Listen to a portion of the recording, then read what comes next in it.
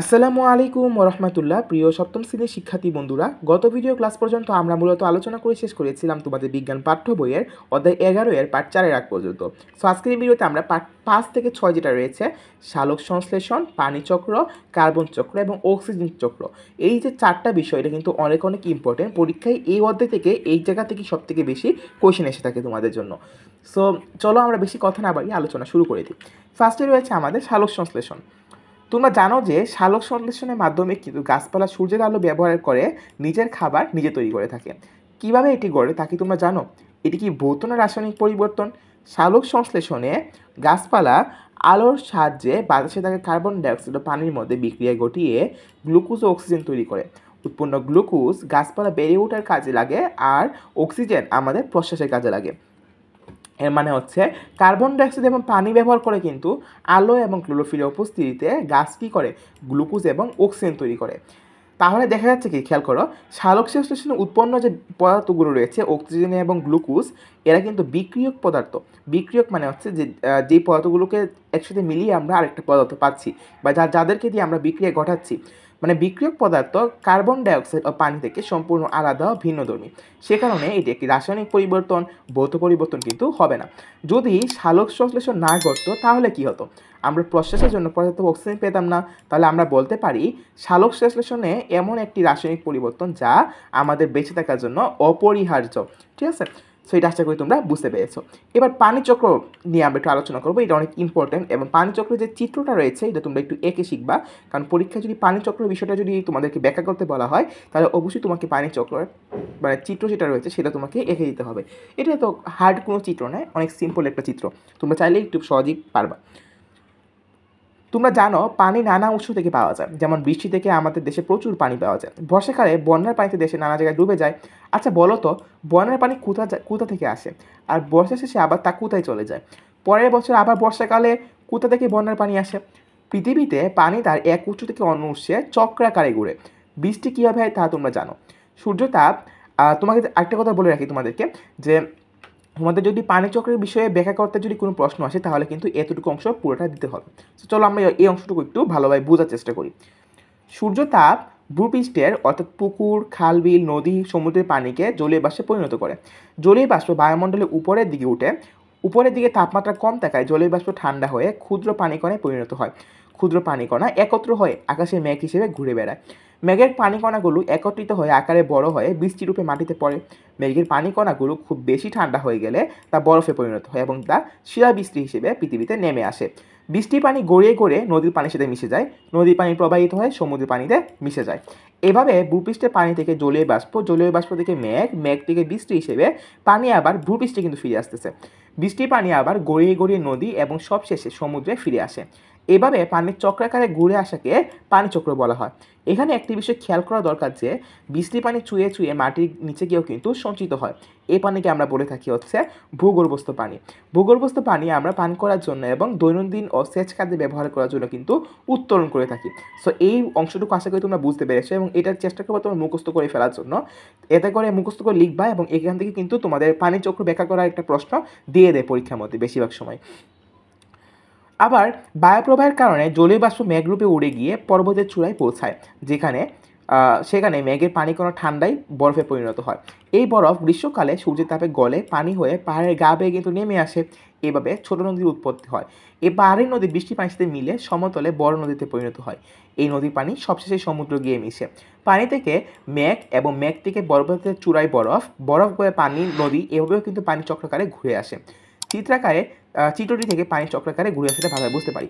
So এটা কিন্তু তোমরা পড়ে রাখবা, কারণ এখান থেকে একটা কোয়েশ্চেন আসতে পারে যে নদী কীভাবে উৎপন্ন হতে পারে। সো এখান থেকে একটা কোয়েশ্চেন আসতে পারে। সো পানি চক্রে জড়িত অতি গুরুত্বপূর্ণ কয়েকটি পরিবর্তন হচ্ছে বাষ্পীভবন, ঘনীভবন, কঠিনীভবন। এদের সম্পর্কে আমরা একটু দেখে নিই। বাষ্পীভবন এ প্রক্রিয়ায় নদ-নদী, খাল-বিল, সমুদ্রপৃষ্ঠ থেকে সূর্যের তাপে পানি জলীয় বাষ্পে পরিণত হয়ে বায়ুমণ্ডলে প্রবেশ করে। একে আমরা বলি হচ্ছে বাষ্পীভবন। মানে যেখানে তরল পানিটা তাপের কারণে বাষ্পে উৎপন্ন হয় বা বাষ্পে পরিণত হয় সেটাকে আমরা বলি হচ্ছে বাষ্পীভবন। তোমরা বলো তো বাষ্পীভবন কি ভৌত না রাসায়নিক পরিবর্তন? খুব সহজেই বলতে পারবে, কারণ এটা হচ্ছে ভৌত পরিবর্তন। কারণ এতে কি হয়েছে, পানি শুধুমাত্র তরল অবস্থা থেকে বাষ্পে পরিণত হয়েছে, তার নতুন কোন পদার্থ উৎপন্ন করেনি। এরপরে হচ্ছে ঘনীভবন। ঘনীভবন মানে হচ্ছে ঘন করা, সহজে বুঝবা। ঘনীভবন মানে হচ্ছে ঘন করা। বাষ্পীভবনের ফলে সৃষ্ট জলীয় বাষ্প ক্রমাগত উপরে উঠতে থাকে, সেখানে বায়ুমণ্ডলে তাপমাত্রা তুলনামূলকভাবে কম থাকে। ফলে এক পর্যায়ে জলীয় বাষ্প ঘনীভূত হয়ে পানির ছোট ছোট কণা বা মেঘে পরিণত হয়। জলীয় বাষ্প থেকে মেঘ তৈরির প্রক্রিয়াটিকে আমরা বলি হচ্ছে ঘনীভবন। এটিও একটি ভৌত পরিবর্তন এবং মূলত এটা কিন্তু বাষ্পীভবনের বিপরীত। কারণ বাষ্পীভবন যে বাষ্প উৎপন্ন হয়েছিল তরল থেকে, সেক্ষেত্রে আবার এই বাষ্পটাই কিন্তু আবার তরলে পরিণত হচ্ছে। মানে কি, এটা কিন্তু বাষ্পীভবনের একটা বিপরীত প্রক্রিয়া। এই প্রক্রিয়ায় পানি কেবলমাত্র বাষ্প থেকে তরলে পরিণত হচ্ছে, এর ধর্মে কোনো পরিবর্তন হচ্ছে না। তার মানে আমরা বলতে পারি এই ঘনীভবনও কিন্তু একটা ভৌত পরিবর্তন। এবার কঠিনীভবন নিয়ে একটু আলোচনা করি। পানি চক্রে মেঘের পানিকণা জমে বরফে পরিণত হয়ে পরবর্তী চূড়ায় জমা হয়। মানে যেখানে পানিটা আসলে কঠিন হয়ে যায় সেটাই হচ্ছে কঠিনীভবন। সহজ কথা, পানি বরফে পরিণত হয়, এটা কি পরিবর্তন? এটা কিন্তু একটা ভৌত পরিবর্তন, তাই না? এবার দেখো কার্বন চক্র নিয়ে আমরা একটু আলোচনা করি। এটা কিন্তু অনেক ইম্পর্টেন্ট এবং এটা কিন্তু পরীক্ষায় আসতে পারে। এটা চাইলে তোমরা চিত্রটা একটু এঁকে রাখতে পারো। যদি তোমাদের ব্যাখ্যা আসে বা বর্ণনা আসে তাহলে এই চিত্রটাই দিতে পারলে অনেক বেটার হবে আর কি। সো আমরা কার্বন চক্র নিয়ে একটু আলোচনা করি। কার্বন চক্রের মাধ্যমে আমরা মূলত দেখতে পাই যে জীবনে কার্বন প্রকৃতিতে কীভাবে কার্বন প্রকৃতিতে এক মাধ্যম বা অবস্থা থেকে অন্য মাধ্যম বা অবস্থায় চক্রাকারে ঘুরতে থাকে। নিচের চিত্রে কার্বন চক্র দেখানো হলো। তোমরা কি বুঝতে পারছো এখানে কী ধরনের প্রক্রিয়া বা পরিবর্তন জড়িত রয়েছে এই যে চিত্রে? এখানে জড়িত পরিবর্তনের মধ্যে একটি হচ্ছে সালোক সংশ্লেষণ। তোমরা আগেই জেনেছো যে এই প্রক্রিয়ায় গাছপালা বাতাসে কার্বন ডাইঅক্সাইড এবং পানি থেকে সূর্যের আলোর সাহায্যে তাদের খাবার অর্থাৎ গ্লুকোজ তৈরি করে এবং আমাদের জন্য অক্সিজেন তৈরি করে। মানে এই যে গাছগুলো রয়েছে, এই গাছগুলো কী করবে? প্রথমে কার্বন ডাইঅক্সাইড ব্যবহার করে অক্সিজেন তৈরি করে বা এবং তাদের জন্য খাবার তৈরি করে।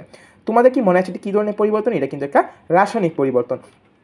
এই প্রক্রিয়ার মাধ্যমে কার্বন বায়ুমণ্ডলে কার্বন ডাইঅক্সাইড থেকে উদ্ভিদের শরীরে প্রবেশ করে। কার্বন চক্রের একটি গুরুত্বপূর্ণ ধাপ হলো গাছপালা থেকে জীবাশ্ম জ্বালানিতে রূপান্তর। উদ্ভিদ ও গাছপালা মরে গেলে এদের দেহাবশেষ ব্যাকটেরিয়ার সাহায্যে ভেঙে যায় এবং এক পর্যায়ে জীবাশ্ম জ্বালানিতে ভূগর্ভে জীবাশ্ম জ্বালানি হিসেবে কিন্তু জমা হয়ে থাকে। আমাদের অতি ব্যবহৃত প্রাকৃতিক গ্যাস, কয়লা, কেরোসিন বা পেট্রোল এসবে কিন্তু এই প্রক্রিয়ায় তৈরি হয়ে থাকে। তবে মৃত গাছপালা ব্যাকটেরিয়ার সাহায্যে যখন ভাঙে তখন এর একটি অংশ সরাসরি কার্বন ডাইঅক্সাইডে পরিণত হয়ে বায়ুমণ্ডলে প্রবেশ করতে পারে।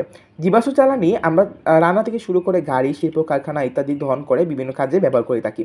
এই ধরনের পরিবর্তনের ফলে জীবাশ্ম জ্বালানি আবার কার্বন ডাইঅক্সাইড এবং পানিতে পরিণত হয়ে বায়ুমণ্ডলে প্রবেশ করে। বায়ুমণ্ডল থেকে কার্বন ডাইঅক্সাইড আবার সালোক সংশ্লেষণের মাধ্যমে গাছপালা দ্বারা শোষিত হয়। রান্না, গাড়ি বা শিল্প কারখানায় দহন ছাড়া কোনো উপায়ে কার্বন ডাইঅক্সাইড বায়ুমণ্ডলে প্রবেশ করেছে কি? হ্যাঁ, মানুষের মতো অন্য প্রাণীরা কিন্তু নিঃশ্বাসের সময় কার্বন ডাইঅক্সাইড গ্যাস ছেড়ে দিচ্ছে এবং তা কিন্তু বায়ুমণ্ডলে প্রবেশ করছে। গাছপালা ছাড়া আর কোনো উপায় কি কার্বন ডাইঅক্সাইড বায়ুমণ্ডল থেকে শোষিত হচ্ছে? আচ্ছা, গাছপালা কি কার্বন ডাইঅক্সাইড শোষণ করে শুধুই খাবার তৈরি করে? এরা কি কার্বন ডাইঅক্সাইড ছেড়ে দেয় না? হ্যাঁ, মানুষ বা অন্য প্রাণীর মতো গাছপালাও কিন্তু এদের নিঃশ্বাসের সাথে কার্বন ডাইঅক্সাইড ছেড়ে দিতে পারে, কারণ গাছপালার শরীরের মধ্যে কিন্তু শ্বসন প্রক্রিয়া হয়ে থাকে। এখন তোমরা বলো তো, গাছপালা বা প্রাণীদেহ থেকে যে জীবাশ্ম জ্বালানি তৈরি হয় সেটি কী ধরনের পরিবর্তন? এটি অবশ্যই একটি রাসায়নিক পরিবর্তন, কারণ এর পরিবর্তনের ফলে উৎপন্ন পদার্থ এবং জীবাশ্ম অর্থাৎ জীবাশ্ম জ্বালানি যেটা রয়েছে, এই জীবাশ্ম জ্বালানি গাছপালায় থাকা স্টার্চ, প্রোটিন ইত্যাদি থেকে কার্বন ডাইঅক্সাইড সম্পূর্ণ ভিন্নধর্মী হয়ে থাকে। এবার দেখো অক্সিজেন চক্র নিয়ে একটু আলোচনা করি। পাশের চিত্রে দেখো অক্সিজেন চক্র দেখানো হয়েছে এই জায়গায়। এই চক্রে কী প্রক্রিয়া জড়িত ভালোভাবে খেয়াল করো। গাছপালা সালোক সংশ্লেষণের মাধ্যমে অক্সিজেন ছেড়ে দেয় এবং নিজেদের জন্য খাবার অর্থাৎ গ্লুকোজ বা স্টার্চ সঞ্চয় করে রাখে। আবার অন্যদিকে মানুষ ও অন্য প্রাণীরা গাছে ছেড়ে দেওয়া অক্সিজেন গ্রহণ করে এবং গাছপালা বা অন্য উৎস থেকে গৃহীত খাদ্য ওই অক্সিজেনের সাহায্যে দহন করে শক্তি উৎপন্ন করে এবং কার্বন ডাইঅক্সাইড ছেড়ে দেয়, যা আবার গাছপালা ব্যবহার করে নিজেদের খাদ্য তৈরির কাজে এবং খাদ্য তৈরির পরে কিন্তু সে আবার কিন্তু অক্সিজেন ছেড়ে দেয়। মানে এইভাবে কিন্তু একটা চক্রাকারে আবর্তিত হচ্ছে কিন্তু কার্বন চক্রটা, অক্সিজেন চক্র সরি। তাহলে দেখা যাচ্ছে যে সালোক সংশ্লেষণ, কার্বন চক্র, পানি চক্র, অক্সিজেন চক্র প্রত্যক্ষ পরোক্ষভাবে কিন্তু আমাদের জীবনের সাথে অঙ্গাঅঙ্গিভাবে জড়িত রয়েছে। সো এই ছিল আজকের ভিডিও। আশা করি ভিডিওটি তোমাদের কাছে হেল্পফুল হবে। যদি ভিডিওটি বড় হয়ে গেছে, বাট এইখান থেকে এই পার্টটা কিন্তু অনেক ইম্পর্টেন্ট। এখান থেকে অনেক বেশি কোয়েশ্চেন আছে, তোমরা ভালোভাবে পড়ার চেষ্টা করবা। সালোক সংশ্লেষণ, তারপর রয়েছে কঠিনীভবন, ঘনীভবন, বাষ্পীভবন, কার্বন চক্র, পানি চক্র, অক্সিজেন চক্র, এই বিষয়গুলো তোমরা খুব ভালোভাবে পড়ার চেষ্টা করবা। এতে করে পরীক্ষায় কোয়েশ্চেন আসলে তোমরা খুব সহজেই অ্যান্সার করতে পারবে এবং আমি আশা করি আজকের এই ভিডিওতে তোমাদেরকে এই চক্রগুলো ভালোভাবে বোঝাতে সক্ষম হয়েছে। তো আজকের মতো ভিডিও আমরা এখানেই শেষ করবো। দেখা হবে নেক্সট ভিডিওতে। ততক্ষণ সবাই ভালো থাকবা, সুস্থ থাকবা। আল্লাহ হাফেজ।